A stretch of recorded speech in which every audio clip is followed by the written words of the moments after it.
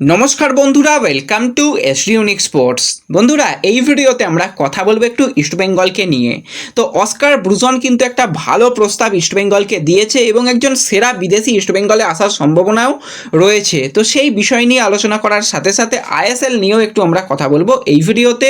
খুবই ইন্টারেস্টিং একটা ভিডিও হবে, তাই শুরু থেকে শেষ পর্যন্ত দেখো। আর ভিডিও ভালো লাগলে সকলে একটু লাইক শেয়ার করে দিও। আর যারা চ্যানেলে প্রথমবারের জন্য এসেছো, মনে করে চ্যানেলটাকে সাবস্ক্রাইব করে নিও, তাহলে তোমাদের প্রিয় দলের খেলার সমস্ত আপডেট তোমরা এখানে পেয়ে যাবে।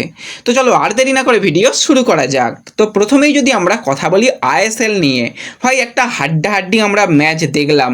ওড়িশার ঘরের মাঠে কিন্তু কেরালা এসে ম্যাচ ড্র করে দিল। দুটো দল কিন্তু সমমানের ফুটবল খেলেছে।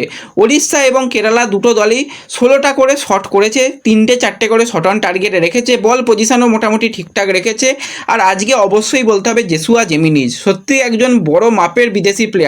যেরকমভাবে গোল করেছে, যেরকমভাবে গোল করিয়েছে, খুব সুন্দর গোল করিয়েছে নোয়াকে দিয়ে। আর নোয়ার কাছ থেকে দারুণ একটা ফিনিশিং দেখতে পাই। প্রথম দিকে কেরালা কিন্তু লিড নিয়ে নেয় 2-0 গোলে, পরবর্তী সময় কিন্তু আস্তে আস্তে ওড়িশাও খেলায় ফেরে।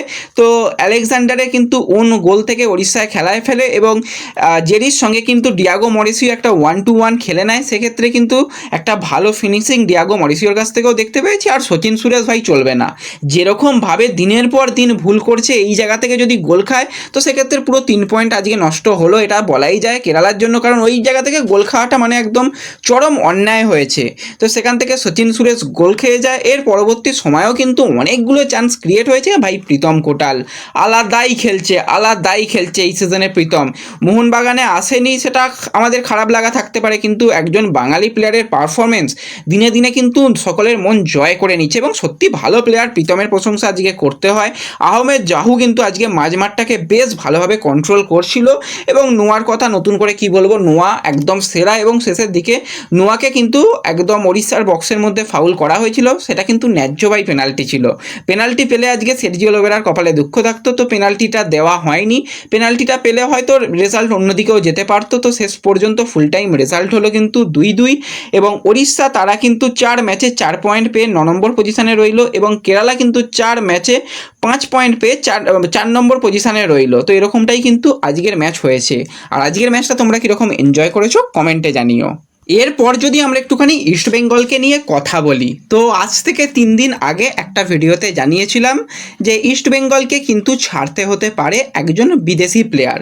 তো আজকে কিন্তু ব্যাপারটা অনেকটাই ক্লিয়ার হয়ে গেছে এবং সেদিনও যে প্লেয়ারের নাম বলেছিলাম আজকেও কিন্তু একটা বড় জায়গা থেকে সেই আপডেটটাই আসছে। তো সেই আপডেটটা কি একটুখানি তোমাদের সঙ্গে শেয়ার করে নিই। সেটা আর অন্য কেউ নয়, ক্লেটন সিলভা। বর্তমানে বয়স হয়ে দাঁড়িয়েছে 37 এবং ক্লেটন সিলভাকে 1 বছরের চুক্তি বাড়ানো হয়েছিল, কন্ট্রাক্ট এক্সটেনশন দেওয়া হয়েছিল। ক্লেটনের কাছ থেকে এখনও পর্যন্ত সেই পারফরমেন্স দেখতে পাওয়া যায়নি যেই পারফরমেন্স লাস্ট 2টো সিজনে সে দিয়ে এসেছে। তো ক্লেটনকে নিয়ে কিন্তু পরিকল্পনা ইস্টবেঙ্গল ম্যানেজমেন্টও কিন্তু সামনের বছর তো রাখবে না, সেটা বোঝাই যাচ্ছে। এবং কোচ কার্লেস কোয়াদ্রাত তার পরিকল্পনায় ক্লেটনকে রেখেছিল। এখন কার্লেস কোয়াদ্রাত বিদায় হয়ে গেছে, তো অনেকেই চাইছে যে ক্লেটনকেও ছেড়ে দেওয়া হোক। এবার দেখো, ছাড়তে গেলেই এখনই ছাড়া যাবে না, কারণ কন্ট্রাক্টেড প্লেয়ার। এখন ছাড়তে গেলে কিন্তু একটা বড় আর্থিক জরিমানা কিন্তু দিতে হবে। এবার সে যদি বলে যে না আমি কন্ট্রাক্ট টার্মিনেট করে নিচ্ছি, সেটা আলাদা কথা, কিন্তু সেরকমটা হওয়ার চান্স অনেকটাই কম। তো ইস্টবেঙ্গলের এই মুহূর্তে হেড কোচ হওয়ার দৌড়ে কিন্তু এগিয়ে রয়েছে অস্কার ব্রুজন। তোমাদের বলে আসছিলাম সেই আপডেটটাই কিন্তু আরও একবার নতুন করে নতুনভাবে বলছি, কারণ কিছু জিনিস আরও অ্যাড হয়েছে আজকের দিনে দাঁড়িয়ে। তো অস্কার ব্রুজন কিন্তু তার যেটা প্যাকেজ সে সেটা জানিয়েছে, যেরকম তার স্যালারির কথা সেটা জানিয়েছে, সেটা কিন্তু রোকার তুলনায় কিছুটা হলেও কম। এবার তারও কিন্তু একটা ভালো স্যালারি হবে। এবার অস্কার ব্রুজন কিন্তু কখনোই এই দলটাকে চেনে না, প্লেয়ারদের জানে না, কোনো কোচই। যে যার কোচ সে তার মতন করে একটা দল গঠন করেছিল। তো সেক্ষেত্রে অস্কার ব্রুজনকেও তো কিছুটা পরিকল্পনা পরিবর্তন আনতে হবে, কারণ এই দলটা তো অস্কার ব্রুজনের মতন করে তো তৈরি করা নয়। তার কিছু পছন্দের হয়তো প্লেয়ার বা সে যেই পজিশনে প্লেয়ারদের যেভাবে ব্যবহার করতে চায়, তো সেক্ষেত্রে কিছু প্লেয়ার নিতে হবে। তো সেরকমভাবেই কিন্তু অস্কার অস্কার ব্রুজন তার প্রিয় ছাত্রকে কিন্তু এবার আনতে চাইছে ইস্টবেঙ্গলে। যদিও এখনও অস্কার ব্রুজন চূড়ান্ত নয়, তো অস্কার ব্রুজন কিন্তু এরকম একটা প্রস্তাব জানিয়েছে যে সে কিন্তু বাংলাদেশে এখন এই মুহূর্তে সেরা ফুটবলার বলাই যায় রফসান রবিনো, যে কিন্তু মাত্র 29 বছর তার বয়স এবং ব্রাজিলিয়ান একজন উইঙ্গার বা অ্যাটাকার। কিছুটা আমরা এই প্লেয়ারকে বলতে পারি যে নোয়া সাদুইয়ের মতন, কারণ নোয়া যতটা বেশি মানে উইংয়ে ভালো খেলে কিন্তু তাকে যদি প্রপার স্ট্রাইকার করে দেওয়া হয় অতটাও ভালো খেলতে পারে না। দুটো উইংয়েই কিন্তু রবসনকে আমরা দেখতে পাই লেফট উইংটা একটু বেশিই ভালো খেলো, কারণ 81টা ম্যাচে 45টা গোল 38টা অ্যাসিস্ট লেফট উইংয়ে রয়েছে। অ্যাটাকিং মিডিওতে খেলতে পারে, রাইট উইঙ্গারেও খেলতে পারে, তো মোটামুটি উইঙ্গার বা অ্যাটাকার লাইনে সে খেলতে পারে। এবার রবসনের ক্ষেত্রে যে ব্যাপারটা হচ্ছে, বসুন্ধরা কিংসের সঙ্গে কিন্তু 29শে নভেম্বর 2024 মানে এই সিজনের একদম মাঝপথে যখন উইন্টার ট্রান্সফার উইন্ডো ওপেন হবে তখন কিন্তু তার কন্ট্রাক্ট শেষ হয়ে যাচ্ছে বসুন্ধরার সঙ্গে। এবং অস্কার ব্রুজন সেই কিন্তু রবিনোকে নিয়ে এসেছিল এবং অস্কার ব্রুজন চাইছে যে সে ইস্টবেঙ্গলে সই করে দেবে, হেড কোচ হিসাবে দায়িত্ব নেবে, কোনো রকম অসুবিধা নেই। এই কটা দিন যেরকম দল রয়েছে সেই দলকে নিয়েই কাজ করবে, সেটাতেও কোনো অসুবিধা নেই।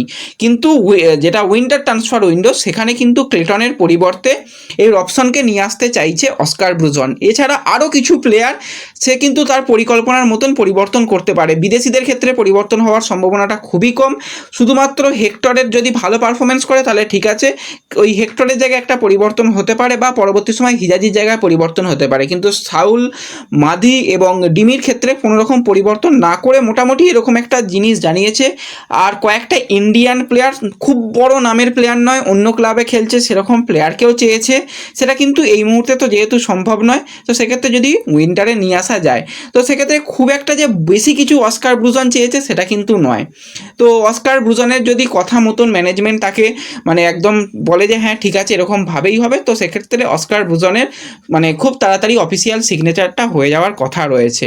এবার আমার যেটা মনে হয়, ক্লেটন সিলভা নিঃসন্দেহে ইস্টবেঙ্গলের হয়ে সত্যি খুব ভালো সিজন কাটিয়েছে এবং সে যতদিন ফুটবলটা খেললো সত্যি ক্লেটনের নামের মতন পারফরমেন্স করেছে। কিন্তু বয়সটা মানতে হবে, একটা সময় এসে সমস্ত প্লেয়ারদের থামতে হয়। ফেরান কোরোমিনা সেও কিন্তু একটা সময় থেমেছে, ওগবেচে সেও কিন্তু একটা সময় থেমেছে, তো সেক্ষেত্রে ক্লেটন সিলভাকেও এবার থামার সময় এসেছে। এবার দেখা যাক কীরকম কী হয়। ক্লেটনের সঙ্গে যদি ম্যানেজমেন্ট কথা বলে তাকে যদি 7th ফরেনার হিসাবে রাখতেও চায়, হয়তো বা এই সিজনটা তাকে ছাড়া হলো না, তাকে 7th foreigner ISL unregistered player হিসাবেও রাখতে পারে, সেটাও কিন্তু হাতে অপশান রয়েছে, সেটাও অসুবিধা নেই। কিন্তু যেটা ব্যাপার, অপশানের কিন্তু মার্কেট ভ্যালুটা অনেকটাই বেশি। এবার বাংলাদেশ তাকে কিন্তু অনেক বেশি টাকা দিয়ে ভাই রাখছিল, অত টাকা কিন্তু ইন্ডিয়াতে এলে পাবে না। তার মার্কেট ভ্যালু 6 কোটি টাকা, কিন্তু তার স্যালারি অতটাও নয়, মোটামুটি একটা ভালো স্যালারি। সেটা কিন্তু ইন্ডিয়াতে এলে কিছুটা স্যালারি কমবে, সেই জিনিসগুলো অনেকটা ভাববে অপশান যে আমি স্যালারি এরকম ব্যাপার হবে, তো সেক্ষেত্রে সে বাংলাদেশ ছেড়ে আদেও আসতে চাইবে কি না। এবং একটা সময় পর্যন্ত শোনা গিয়েছিল সে নাকি বাংলাদেশে নাগরিকত্ব নিয়ে বাংলাদেশে খেলতে চায়, যদিও সেটা কোনো রকমভাবে কার্যকর হয়নি এখনও পর্যন্ত, তো একটা জাস্ট মানে কথার কথা উঠেছিল। তো অনেকগুলো ব্যাপারই কিন্তু সামনের দিকে দাঁড়িয়ে ক্লিয়ার হবে বলে শোনা যাচ্ছে, তো সেই দিকে কিন্তু আমাদের অবশ্যই নজর থাকবে। তো দেখা যাক শেষ পর্যন্ত ইস্টবেঙ্গলের হেড কোচ হিসাবে অস্কার ব্রুজনের সাইনিংটা কমপ্লিট হয় কি না, সেই দিকে আমাদের নজর থাকবে। তো এই ভিডিওতে এটুকুই আপডেট শেয়ার করার ছিল। ভিডিও ভালো লাগলে সকলে একটু লাইক শেয়ার করে দিও। তো দেখা হবে পরবর্তী ভিডিওতে, ধন্যবাদ।